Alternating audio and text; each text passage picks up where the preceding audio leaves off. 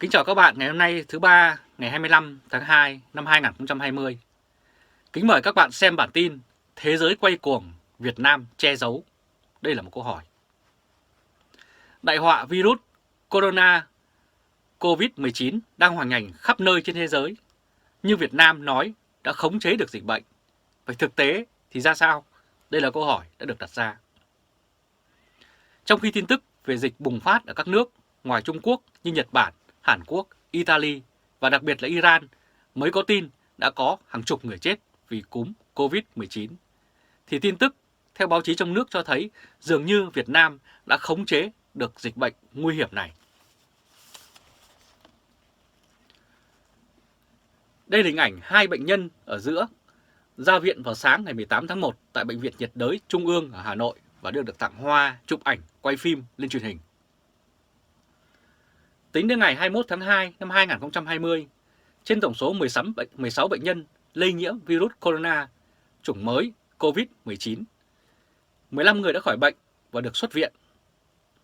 Chỉ còn lại một bệnh nhân ở tỉnh Vĩnh Phúc và bệnh nhân thứ 16 này cũng có thể sẽ được xuất viện.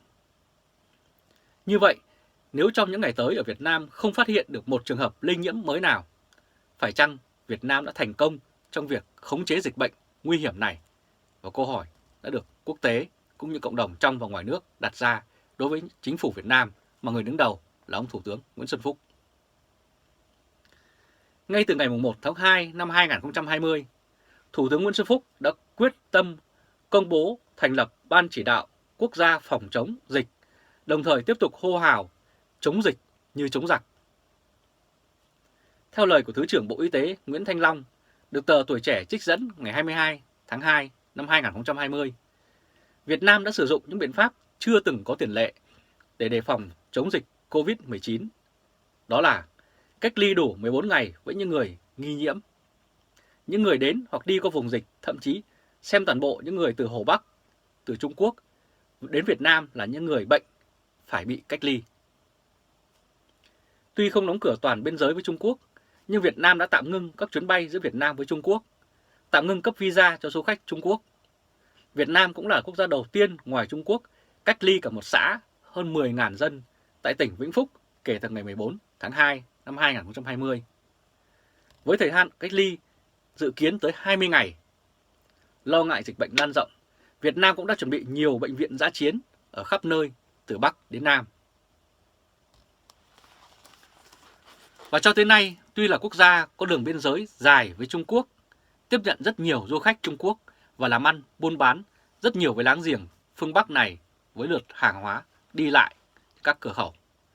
Việt Nam cũng chỉ thông báo có 4 tỉnh, thành phố có bệnh nhân là Vĩnh Phúc, Khánh Hòa, Thanh Hóa và Sài Gòn.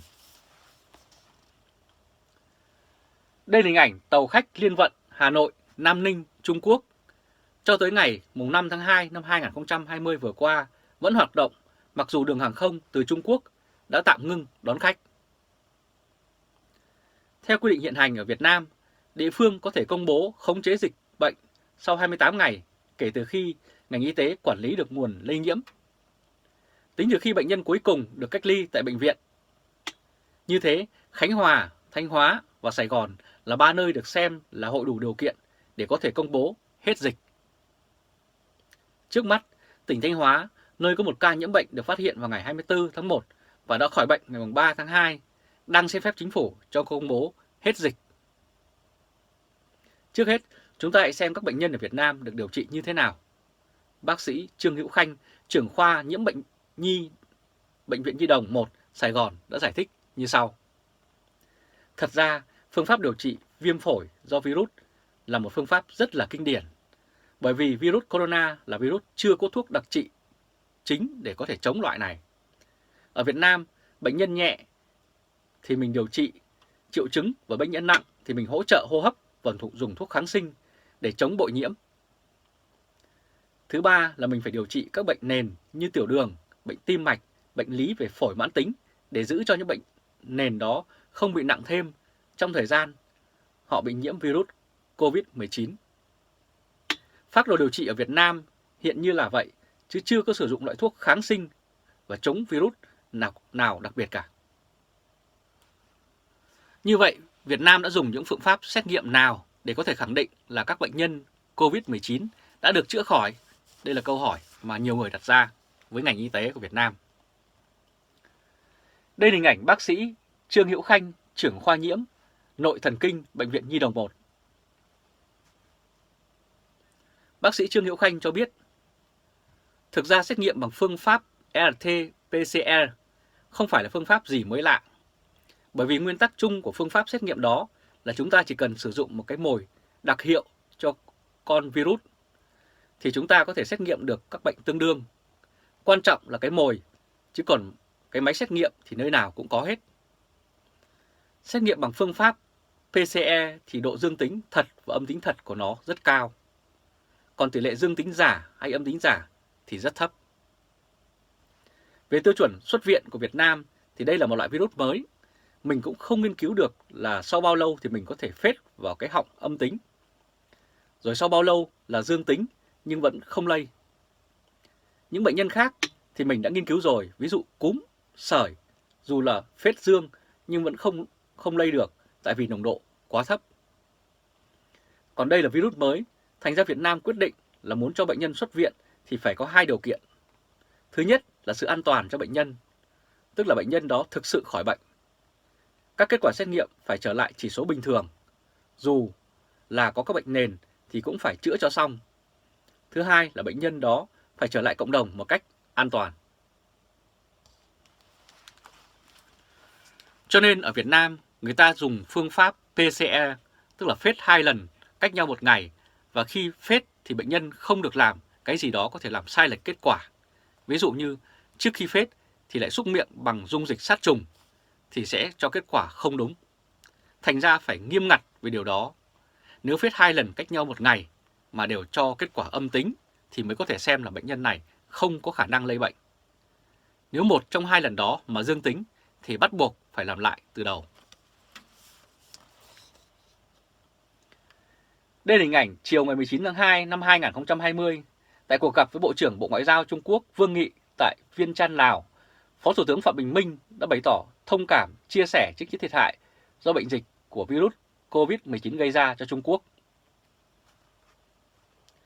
Nhưng trong bối cảnh mà dịch COVID-19 vẫn tiếp tục hoành hành ở Trung Quốc và ngày càng lan rộng ra trên thế giới, hãy còn quá sớm để khẳng định là Việt Nam đã khống chế được dịch bệnh này. Bác sĩ Trương Hữu Khanh cũng tỏ ra thận trọng và chia sẻ thêm. Ở Việt Nam, kể từ khi bệnh nhân cuối cùng mắc bệnh tới giờ đã khá là lâu rồi, mà bệnh nhân mới thì không có, mà mình vẫn tiếp tục cách ly những đối tượng nghi ngờ để làm sao không có ca mới xâm nhập ra ngoài thì khả năng chống bệnh là tốt.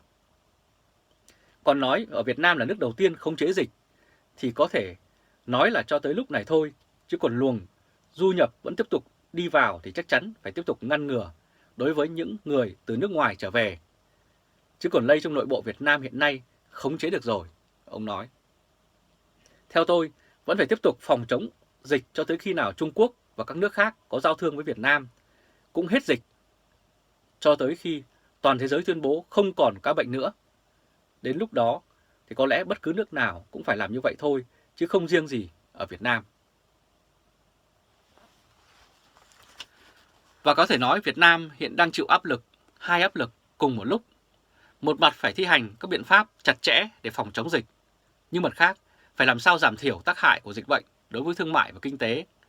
Nhất là kinh tế Việt Nam vẫn phụ thuộc rất nhiều vào Trung Quốc. Đây là hình ảnh xe tải bị tắc nghẽn chờ xuất khẩu hàng hóa qua cửa khẩu Hữu Nghị hôm 20 tháng 2 năm 2020. Chính áp lực thứ hai đã khiến Việt Nam không thể nào đóng cửa hoàn toàn biên giới với Trung Quốc, như một số nước khác, mà phải cho thông quan qua các cửa khẩu ở tỉnh Lạng Sơn, Lào Cai để giải tỏa hàng trăm xe nông sản, hàng hóa đang bị kẹt ở biên giới. Ngoài Trung Quốc, Việt Nam lại có thêm một mối quan ngại khác, đó là Hàn Quốc. Quốc gia vừa được đặt trong tình trạng báo động tối đa sau khi có hơn 833 người bị lây nhiễm virus COVID-19 và tổng cộng 8 người chết vì loại dịch bệnh này, đứng hàng thứ 2 về số bệnh nhân và số tử vong chỉ sau Trung Quốc mà thôi. Mà Hàn Quốc cũng là nơi có 48.000 lao động Việt Nam đang làm việc, trong đó có 4 người ở Daegu và Gyeongbuk, 2 ổ dịch COVID-19 rất lớn ở Hàn Quốc. Ban chỉ đạo quốc gia phòng chống dịch COVID-19 chưa xem Hàn Quốc là vùng dịch giống như Trung Quốc. Chính quyền thành phố Hà Nội đề nghị cách ly những người Hàn Quốc đến từ những quốc gia có vùng dịch, cũng như cách ly tập trung 14 ngày đối với những người Việt Nam từ vùng dịch ở Hàn Quốc trở về Hà Nội, cũng như Việt Nam. Hiện giờ, Bộ Giao thông Việt Nam chưa quyết định tạm ngưng các chuyến bay giữa Việt Nam với Hàn Quốc. Theo lời Thứ trưởng Lê Anh Tuấn, nhưng có lẽ loại khả năng này nếu không loại trừ khả năng này nếu tình trạng dịch virus COVID-19 ở Hàn Quốc trở nên trầm trọng hơn. Và hiện nay một số hãng hàng không như Vietnam Airlines và một số hãng hàng không tư nhân khác cũng bắt đầu lên kế hoạch chuẩn bị đóng đường bay từ ngày 26 tháng 2 tới đây. Hiện tại giao thông hàng không giữa hai nước đã bị giảm xuống khoảng 65% và hiện giờ các chuyến bay từ Việt Nam chỉ chở khách trả về Hàn Quốc mà thôi. Tuy nhiên, mạng xã hội hiện nay có rất nhiều người tỏ thái độ nghi ngờ về những con số mà báo chí Việt Nam công bố về số lượng ca nhiễm virus COVID-19 trong nước. Ít nhất đã có 3 bản tin về người tử vong từ bệnh viện có triệu chứng rất giống với bệnh cúm corona ở Vũ Hán, nhưng được lái đi theo hướng nguyên nhân tử vong là do bệnh lý khác như bệnh lý não hay thậm chí giấy chứng tử ghi là do virus corona nhưng chủng loại cũ, không phải loại mới đến từ Vũ Hán. Đây là hình ảnh Phó Thủ tướng Chính phủ Vũ Đức Đam làm trưởng ban chỉ đạo quốc gia phòng chống dịch bệnh viêm đường hô hấp chủng mới của virus corona gây ra. Facebook An Lộc Hà viết lời khen ngợi Phó Thủ tướng Vũ Đức Đam trong một văn phong có ý châm biếm với tựa đề "Toàn thể người dân Việt Nam đang nợ ông một lời cảm ơn". Từ khi người đàn ông này được phân công làm trưởng ban chỉ đạo phòng chống dịch bệnh viêm đường hô hấp do chủng mới virus corona gây ra, kết quả như sau. Singapore không có biên giới với Trung Quốc, nhiễm 75 ca. Thái Lan không có biên giới với Trung Quốc, nhiễm 35 ca. Nhật Bản là quần đảo, nhiễm 97 ca, chết 2 người. Hàn Quốc không có biên giới với Trung Quốc, nhiễm 833 ca và đang tăng cao, chết 8 người và còn tiếp tục tăng. Iran tin mới nhất cho thấy đã có 50 người tử vong vì cúm COVID-19. Italy có 4 ca tử vong và 193 ca nhiễm. Trong khi Việt Nam có đường biên giới với Trung Quốc và quan hệ gần gũi, nhiễm có 16 ca. 16 ca đều đã bình phục. Chúng ta thấy đồng chí ấy trên truyền hình lúc nào cũng vội vã, hối hả, tóc bạc nhiều hơn, da nhiều nếp nhăn hơn, nhưng chúng ta luôn thấy đồng chí dứt khoát trong lời nói và hành động. Thật tự hào về Tổ quốc ta và những người lãnh đạo kế cận, tài giỏi, Phó Thủ tướng Vũ Đức Đam. Đây là chia sẻ của bạn đọc trên trang của mình. Và tại Việt Nam không có truyền thông độc lập. Toàn bộ hệ thống tuyên truyền đều nằm dưới sự chỉ đạo, đăng tin hay xóa tin từ Đảng Cộng sản.